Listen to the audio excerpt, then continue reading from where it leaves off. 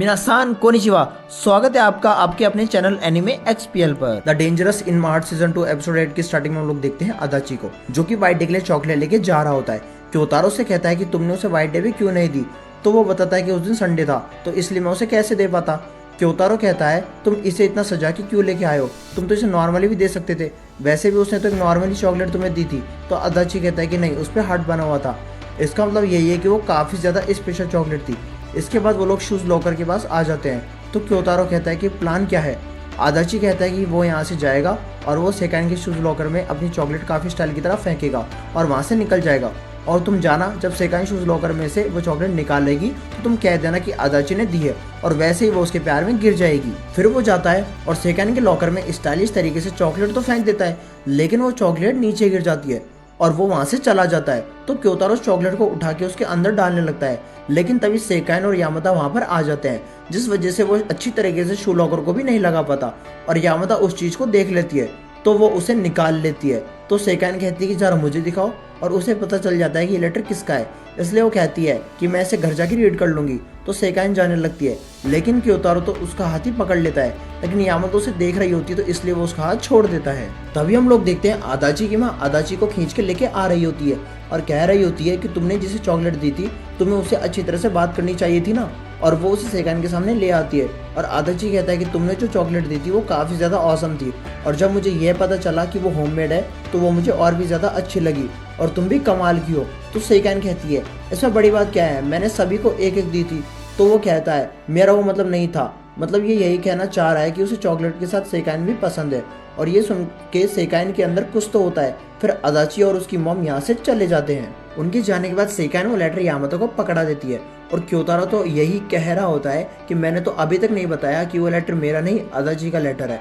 और यामाता उस लेटर को खोलती है और उसमें अदाची की बातें लिखी होती है कि माय डियर लवर, चॉकलेट काफ़ी ज़्यादा अच्छी थी, थैंक यू मुझे देने के लिए, वो काम कर दे रहा हूँ जो मुझे ज़्यादा पसंद है, और 3 बार किस। और यामाता तो क्योतारो को ही इमेजिन करती है, और क्योतारो जिस तरह किस करता है वो देख के तो वो ज़्यादा शर्मा जाती है और उसका पूरा मुंह लाल हो जाता है। नेक्स्ट सीन में ये लोग होते हैं क्लास में, और टीचर इन लोगों को बता रहा होता है कि आज फेयरवेल है क्योंकि तुम्हारी क्लास चेंज होने वाली है। चीरो अपने दोस्त से कह रही होती है कि जब हम लोग अपनी क्लास से बदलेंगे तो ये जाहिर सी बात है कि हम लोगों की दोस्ती भी टूट जाएगी, तो इसके लिए मैंने कुछ प्लान बना के रखे हैं जिससे कि हम लोग अलग ना हो सके। नेक्स्ट सीन में हम लोग देखते हैं चीरो को, जो कि सरीना और सेकाइन के गालों को पकड़ के खींच रही होती है और कह रही होती है कि तुम दोनों इतने मोटे हो तो तुम दोनों को इस क्लास में नहीं होना चाहिए।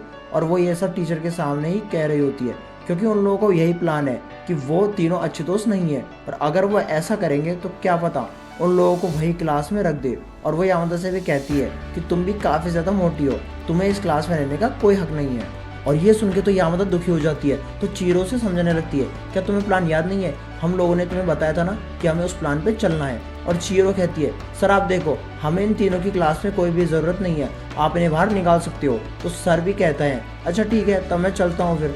और वो ये कह के यहाँ से चले जाते हैं, और सभी लोग हैरान होते हैं कि उन लोगों ने तो पूरी बात सुनी ही नहीं। और फिर वो सब चीरो पे गुस्सा करने लगते हैं, और उस टाइम पे क्योतारो उन सबको देख रहा होता है। तभी तीनों दोस्त आके उससे लाइन आईडी मांगने लगते हैं, और ये देख के यामाता को खुशी मिलती है कि क्योतारो के पास अब कुछ दोस्त तो हैं। अब शाम को सभी लोग जा चुके होते हैं और क्योतारो क्लास में होता है, और वो यामाता की डेस्क को निहार रहा होता है, क्या पता वो दूसरी क्लास में शिफ्ट हो जाए। तभी यामाता का मैसेज आता है, और उसके बाद वो आ जाता है बास्केटबॉल कोर्ट में। जब वो बास्केटबॉल कोर्ट में आता है तो यामाता उसके बॉल पकड़ा देती है और कहती है चलो 1v1 करते हैं, और जो हारेगा वो जीतने वाले की हर एक बात को मानेगा।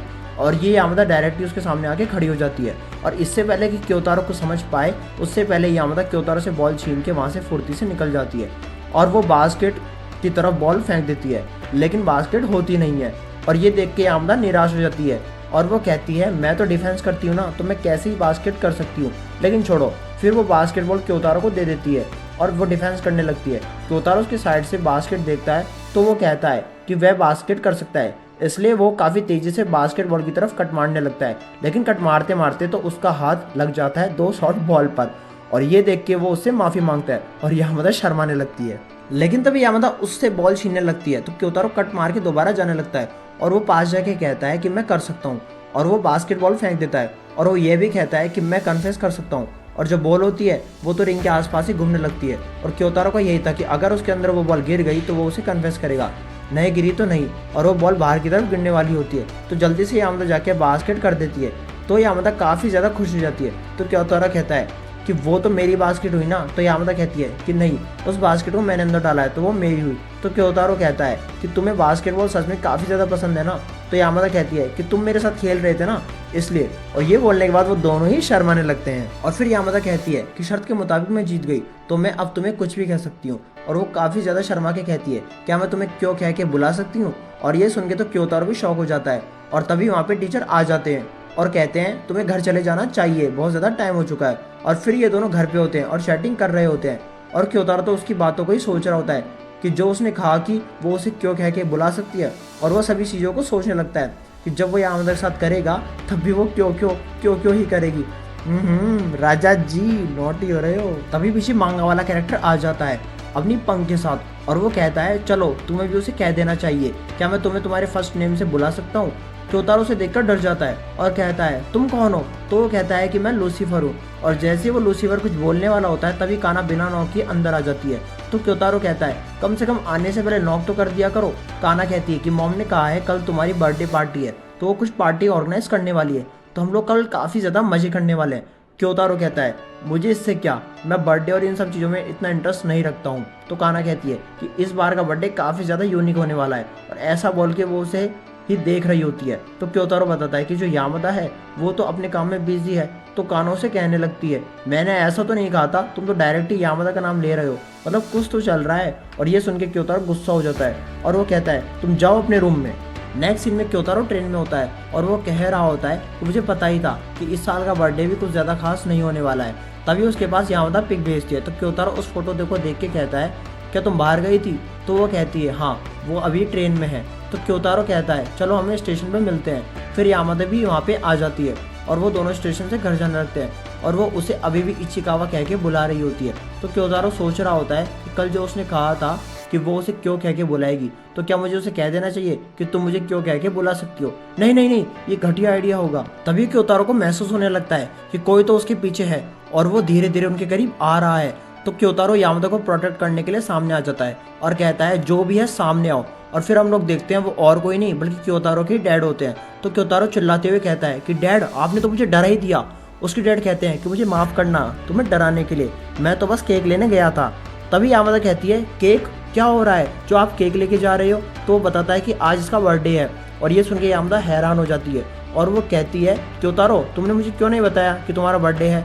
तो क्योतारो से शर्माते हुए डिनर के लिए पूछ ही लेता है। तो यामादा खुशी खुशी उसका इन्विटेशन एक्सेप्ट कर ही लेती है। अब ये लोग घर पे आ जाते हैं और काना तो इसे देख के शौक हो जाती है कि कल ही तो इसके भाई ने कहा था कि यामादा नहीं आने वाली है और अब वो आ गई है तो उसे काफ़ी अच्छी तरीके से काम करना होगा।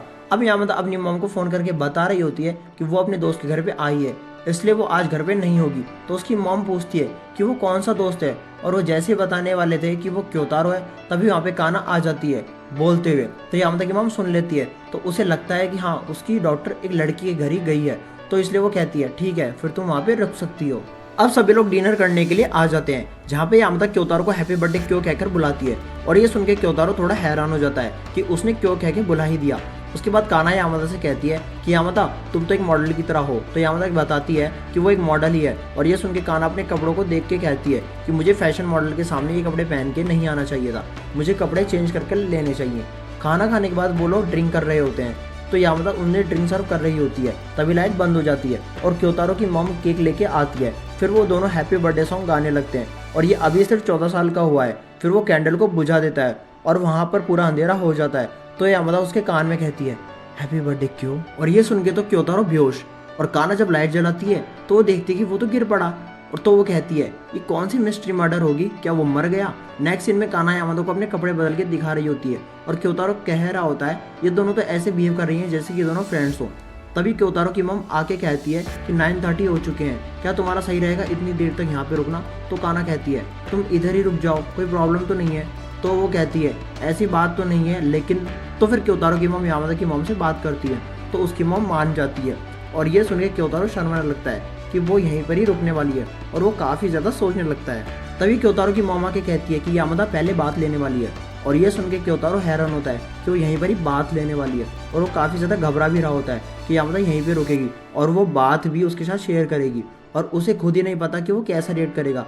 तभी वो अपने रूम की तरफ जाने लगता है लेकिन सीढ़ियों पे काना बैठी होती है जो कि यामादा के लिए नई ड्रेस और एक पैंटी लेके बैठी होती है।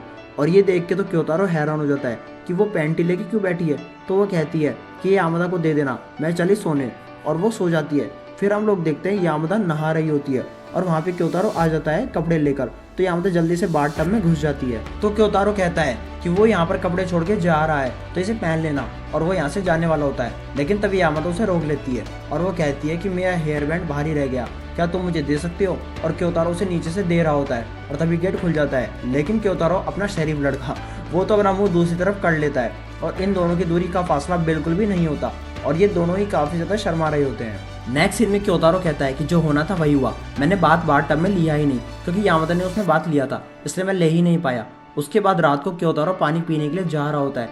तभी वो डोर खोल के यामादा को देखता है जो कि एक बुक पढ़ रही होती है। तो क्योतारो उसे आके एक ड्रिंक देता है क्योंकि उसने डिनर के टाइम पे थोड़ा ही खाया था। क्योतारो से कहता है क्या तुम स्क्रिप्ट पढ़ रही हो। तो वो कहती है हाँ, यह एक मूवी की स्क्रिप्ट है, और वो उसे उस मूवी के बारे में बताने लगती है और उसके डायलॉग के बारे में भी। क्योतारो कहता है कि मैं जेलस हूँ। यामादा कहती है ऐसा क्यों। तो वो बताता है कि तुम्हें मेरे मॉम डैड अच्छे लगे, लेकिन मैं ही हूँ जो कि अपने पेरेंट्स से काफ़ी ज़्यादा चिढ़ता रहता है कि मैं उनके लिए अच्छा चाइल्ड नहीं बन सकता हूँ। और यह कहने के बाद वो सोचने लगता है कि उसने ऐसा क्यों कहा। तो यामादा यह सुन के उसको अपने सीने से लगा लेती है। गले लगाने के बाद वो कहती है कि इस सीन का मैं काफ़ी समय से वेट कर रही हूँ, देखते हैं यह सीन कब होगा। और यह शायद से इस स्क्रिप्ट में भी यही वाला सीन होगा जो है करने वाली है। फिर ये लोग काफ़ी देर तक जागते रहे और हमें दिखाया जाता है कि जो यामादा है वो सो चुकी है और क्योतारो अभी भी जागा हुआ है और उसे सोता हुआ देख रहा है। क्योतारो उसके करीब जाता है, पता नहीं क्या करने, लेकिन वो रुक जाता है और उसके होठों को ही देख रहा होता है। और फिर वो ब्लैंकेट उसे उड़ा के वहाँ से चला जाता है गुड नाइट कहकर। और उसके जाने के बाद हम लोग देखते हैं यामादा जागी हुई है और वो ब्लश कर रही होती है। और इसी के साथ यही एपिसोड यहीं पर ही एंड हो जाता है। तो दोस्तों, आपको ये वीडियो कैसी लगी कमेंट करके ज़रूर बताएं, और अगर आपको ये वीडियो अच्छी लगी है तो लाइक एंड शेयर करें, और अगर आप हमारे चैनल पर नए हैं तो हमारे चैनल एनिमे एक्सपीएल को सब्सक्राइब करें।